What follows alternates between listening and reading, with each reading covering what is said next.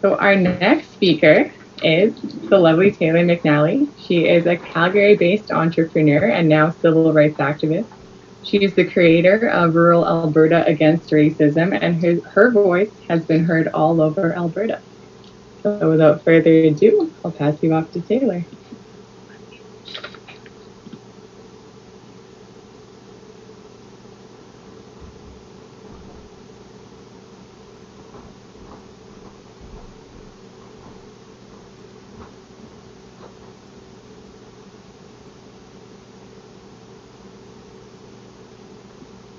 Hello, everybody.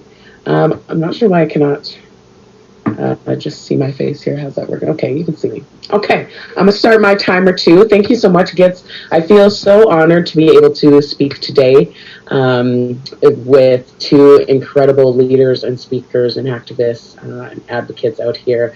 I'm so grateful for Julia for having me. Let me start this up. Uh, I actually do public speaking for a living, but I am a bit nervous today. But we're gonna get right into this. I'm happy on a lot of the things that Gits has brought up, and really just like no bullshit. Thank you for swearing too, because I sometimes have a problem with swearing, and I'm just going to. There's going to be some f bombs dropped, and I think it is totally fine to get a little bit heated on these topics. I just want to set my phone up here somehow. Use my water. This is what we do in the background. All right. So I'm just going to start off first with, I guess, kind of my story and where I come from, um, which I kind of like to start with my mom's story, just because it doesn't. Uh, I feel a lot of us are still very angry at our parents. A lot of us resent people, and we sometimes forget how even our parents, for one's children too. Our parents are human as well, and we all go through experiences, and we all have these struggles to deal with. And sometimes we forget that we kind of all are struggling at one point or another. So my mom came from a very religious family, a very broken family. She has three brothers. Three of them are from different fathers, I guess, except one. Um, and she, just because of the home and the lifestyle, she definitely wanted to get out of there. She wanted to rebel a little bit, I guess, in a way. And she ended up getting pregnant with me when she was 16 years old. And when her mom found that out, that she was pregnant at 16 and pregnant with a black man, that was not okay. So they were living in the Ponoka area, and her mother sent her on a Greyhound bus to Saskatoon, all alone, 16 years old, pregnant, with nothing. She didn't know anybody out there. So I believe the first year or two of my life, I grew up in a Bethany home. It's really hard for me to kind of put dates and stuff together at times because we did move a lot, and um, but I do believe it was the first year or two of my life we were in a Bethany home where I was raised with her.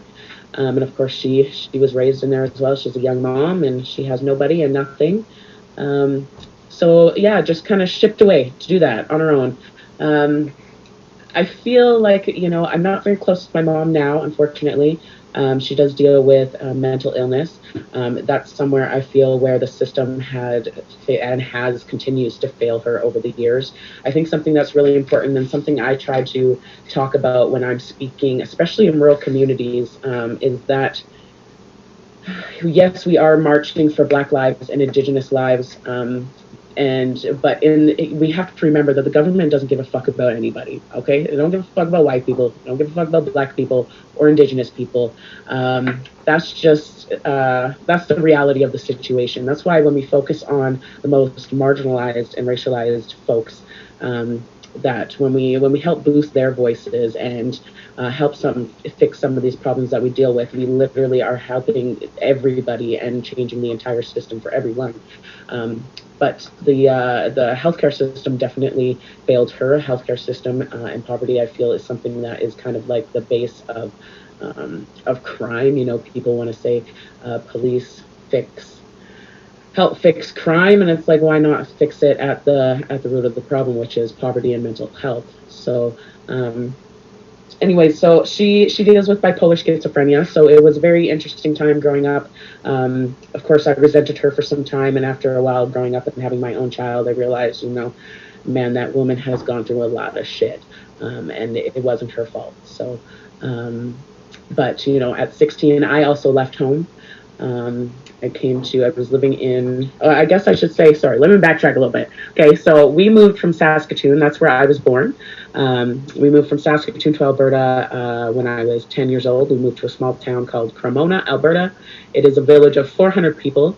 That was the first time I actually experienced racism. I believe I was 11 years old and I was called a nigger.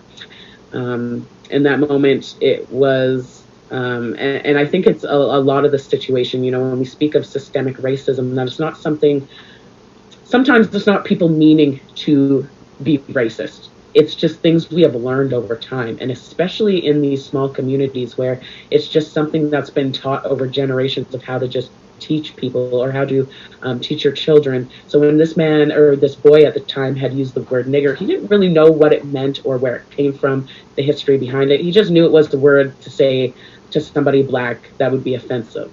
Then after Cremona, we lived in Didsbury, and when I was 16, I left home from Didsbury. I came to the big city of Calgary to follow my dreams of working at Rexall. So I got here, and I ended up having my first child just before my 20th birthday. Ended up being a single mom as well. History really does repeat itself. And it was a very interesting time fleeing an abusive relationship and being a single mom, a black woman with a child that looks very white. And, even now I feel a lot of the jobs, I of course didn't go back to school after I left home at 16. So I didn't have education. I could work in a bar and maybe I could get some sort of office work. When I first fled that relationship, I had to stay in a women's shelter. I was there for a year, tried to get out on my own, and you can't, when it's just you, if there's single parents out here, or even if you're in a family that has two parents still, it's very difficult to still find that job. You're working 9 to 5, that you need to be there, and you have to find daycare for your child, and be able to get there on time to pick them up, and then you're working just to pay daycare. Like nothing, everything is just working against us. I actually ended up going back to that abusive relationship because I could not make it work on my own. But eventually I got out. Hallelujah. It's been 9 years now. It's been great.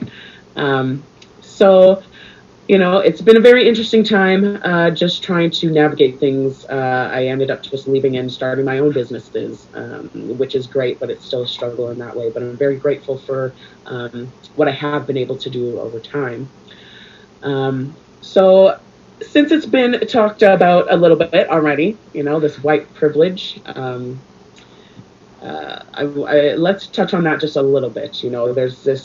There's the white privilege and how that works with systemic racism. And honestly, I'm fucking tired of having to explain what white privilege means. There's a lot of things we talk about, and it's like, man, if you don't understand what this is already at this point, it's not because you don't understand. It's because you don't want to understand.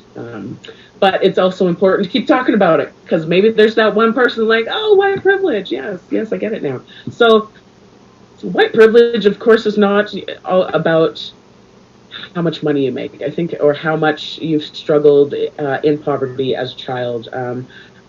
People like to bring that up, like, well, I grew up in poverty, or I didn't have all of these opportunities growing up. And I think, or even, a lot of people are not coming out to protests or things like that because they need to take care of their mental health. And very important that, yes, you need to take care of yourself first, of course, but it's a privilege to be able to make the option, or have the option to stand back from something because you're not feeling well that day.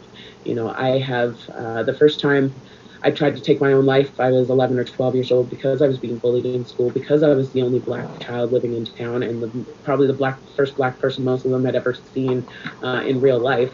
So it's a privilege to be able to just be like, you know what, I'm going to sit this one out because I'm just not feeling it today.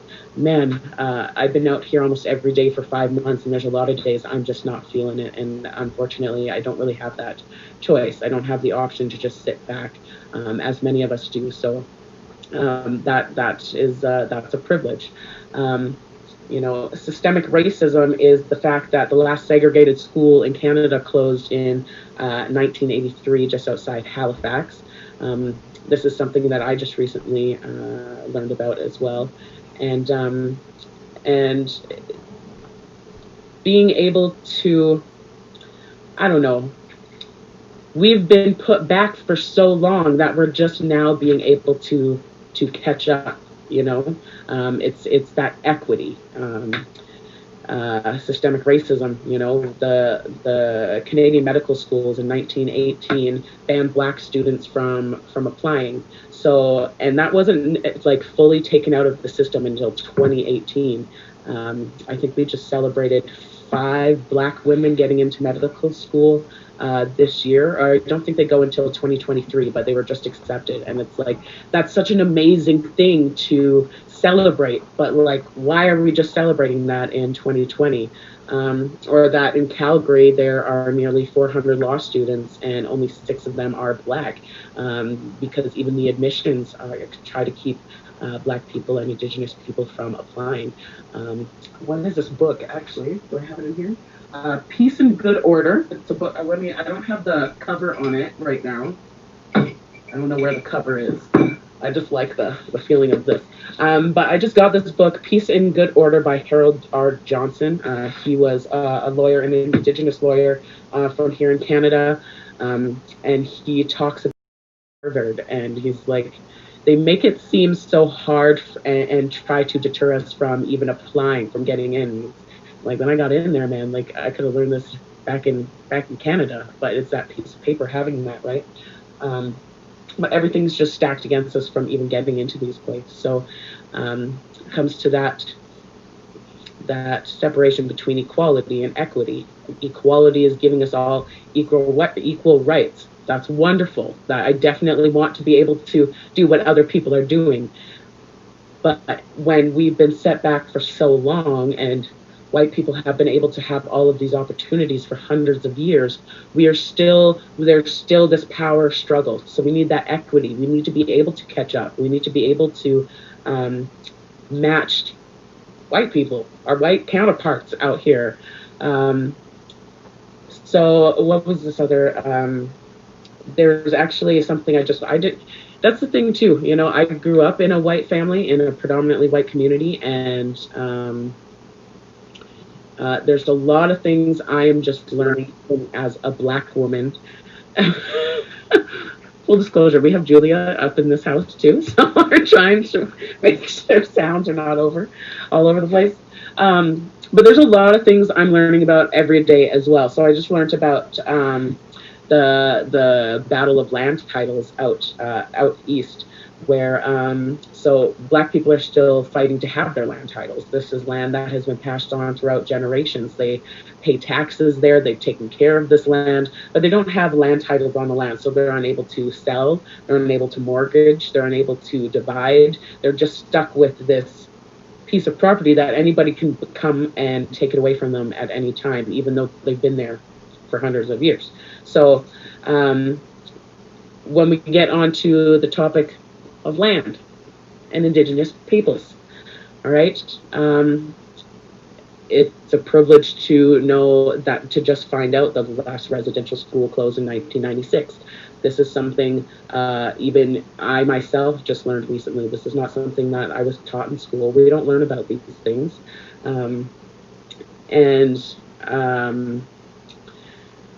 I hope I speak on this all right, and I hope I won't get a message from Gits afterwards and be like, Taylor, you fucked up. But I listened to the speaker in Blackfalds. I won't mention his name, but he was absolutely incredible. And he, when he spoke about this situation, it definitely opened my eyes up to a lot more going on. And speaking of his family's experience in residential schools, so his mom, even at 7 years old, having to learn that if she wet the bed before she went to sleep, she wouldn't get raped at night. At 7 years old, that's what she had to teach herself.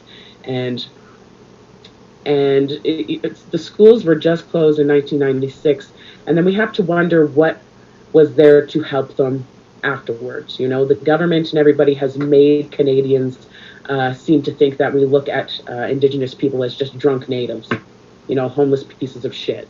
That's how they make us look at them, so that they continue taking all of their rights away, continue taking their land to build fucking pipelines, continue to just do whatever they want to do, while the rest of us just don't say anything or don't do anything, because we're just taught to look at them as less than. So 1996, let's say residential schools all close, and then what?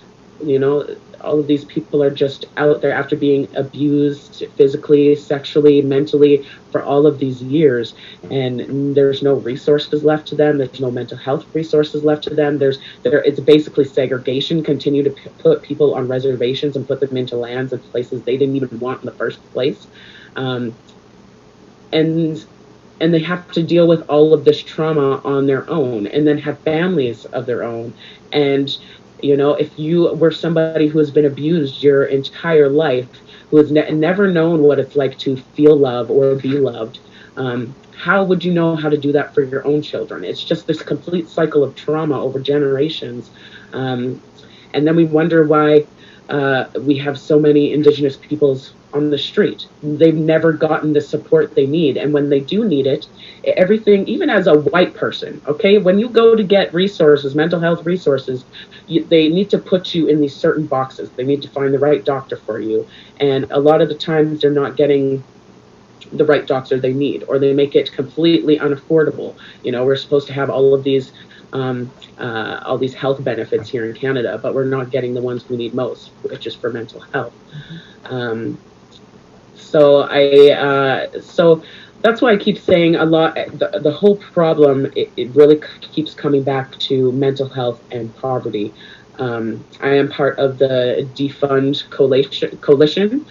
So this is a group of many organizations throughout Alberta trying to work on, right now, the Defund project in Calgary. I believe the campaign is actually launching today.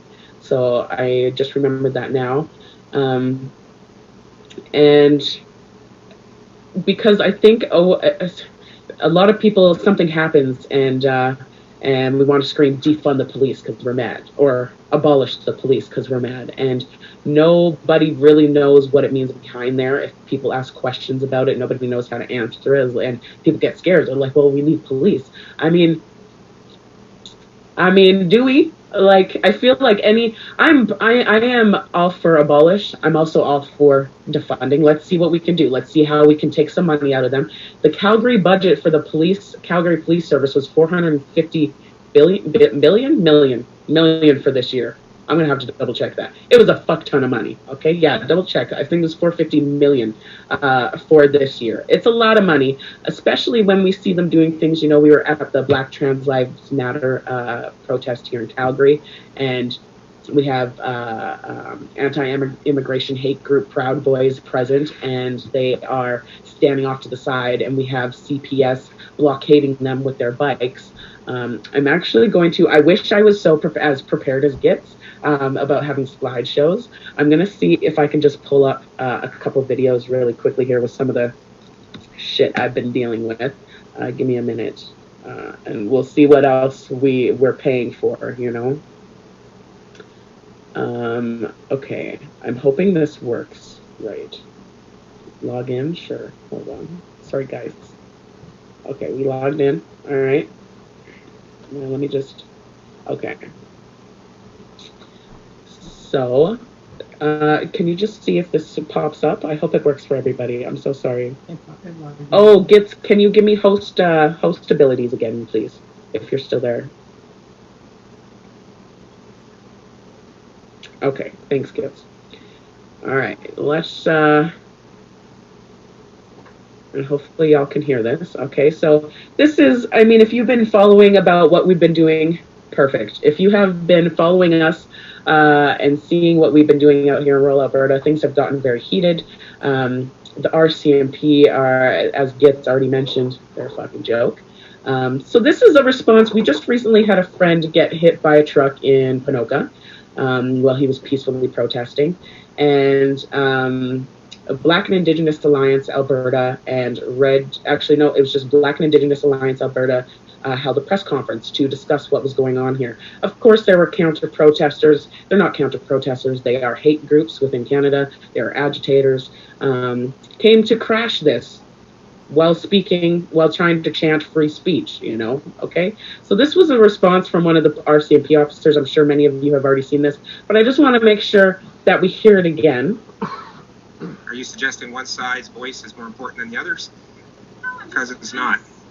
So we let everybody say what they need to say as peacefully as they can, and that's how this country works. Thank you. I don't know about you, that just makes me want to just throw up in my mouth completely, So, and then if you haven't seen the footage of what he's talking about, we want everybody to have free speech and, one's voice is not better than the other. Let's just see what he sees as peaceful for a minute, okay? Because these guys here, as you can see, they're trying to fight right here. Tensions running high Monday in the central Alberta town of Ponoka. The group Black and Indigenous Alliance holding a news conference after one of their protesters was attacked during an anti-racism rally. But counter-protesters using a megaphone wouldn't let them speak.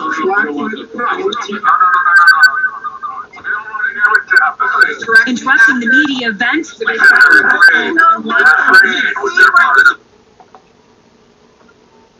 Oh, yes, yeah, So, and they started right off the bat. They didn't even let these guys do the land acknowledgement, okay?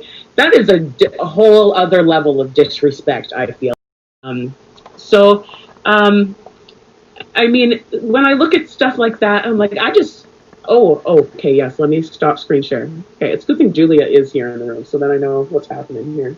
Can you see me now? Okay, we're good. When I see things like that happen, or the police protecting the Proud Boys, it's very, this is what our tax dollars are going to. I want my money back. I did not sign up for this. I don't want this. And then I also get to, I'm totally for abolish. What can we do outside of this? But we're going to focus on defund first. Let's just see what can happen if we can take some money from them and put it into other programs and other areas that can better help our society and our world. I mean, the thing is, police right now are called to do absolutely everything. The police were first established in the 1830s in the colonization of Indigenous peoples. That's why they were created, as well as catching runaway slaves. This was their only purpose of why they were brought into our society. And I think it's wild to think that over time they would just blend in and be able to protect all of us, protect and serve, So the first step to defunding, I want to explain this just a little bit so people can better understand what we are asking for. We did send a letter into City Hall, into Town Council, and everybody is reviewing it. We have had some responses back, and we are starting a campaign today to help people better understand what is happening. So hopefully by November, we can get some of these things in place. And I think it's so important to remember that within this or anti-racism work, it is a marathon and not a sprint. Okay, it takes a very long time to do any. We're not going to see things happen tomorrow or next week or in a month. This is going to take probably hundreds of years to change, because when we look at fixing the lives for Black and Indigenous people and all of people of color, it literally is breaking every single system down that we have to create new. So the first point of defund is defund to rebuild. So we're going to rebuild relationships with, we want them to rebuild relationships with marginalized groups, rebuild infrastructure to include marginalized groups, rebuild the systems to allow marginalized groups to sit at the very tables that are making the decisions for Black and Indigenous people. I think that is something very important to remember, that, you know, that sitting at these tables in politics, especially making these decisions for us, is all white people, and usually white men. The system was created to boost white men. Let's just remember that, okay? Even though if you're a white man right now, they probably don't give a fuck about you. But this is what the system was built for. Okay, we're going to defund to invest. So we need to invest in Black and Indigenous businesses to create equity, invest in proactive community programs, and invest in the futures of marginalized groups. And providing opportunities for them. I know there are some people like Shu, a friend of mine, she has organized some of the protests here in Calgary. She has gone into a lot of the businesses here in the city to teach their offices or talk with their offices about how to be anti-racist and how to create those opportunities. It's not enough just to have a person, you know, we have to hire 5% of Indigenous people this year or 5% of Black people this year.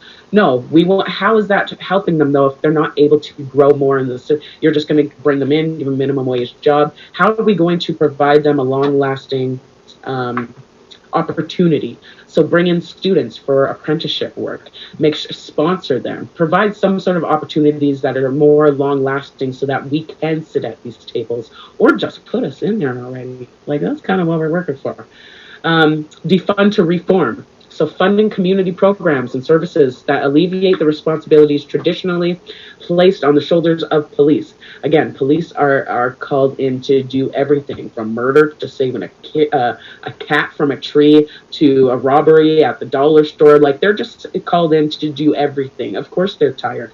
Any police and RCMP members I do speak with, they do agree. Yeah, we get called in to do everything, and sometimes there's not the necessary people on board to do it. It's like with Tasquin, their mental health unit is all built into the hospital there, and when you go, I think it's at 9 p.m. that their mental health unit is no longer open. So between 9 p.m. and 9 a.m. you could go there, and if you're dealing with a mental health issue, you have to sit there and wait until somebody's there in the morning, or you go home and hopefully just ride it out.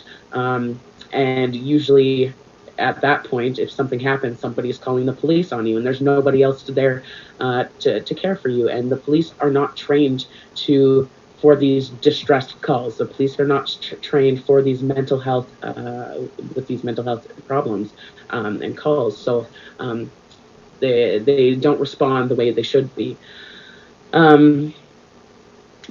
Build true justice into our systems by establishing a community-appointed accountability board comprised primarily of Black and Indigenous people. Again, it's great if the justice system wants to try and hold police accountable, but who is holding those people accountable? Again, it's white people. We need accountability boards made of Black and Indigenous people, so we can call out their shit and make sure justice is served.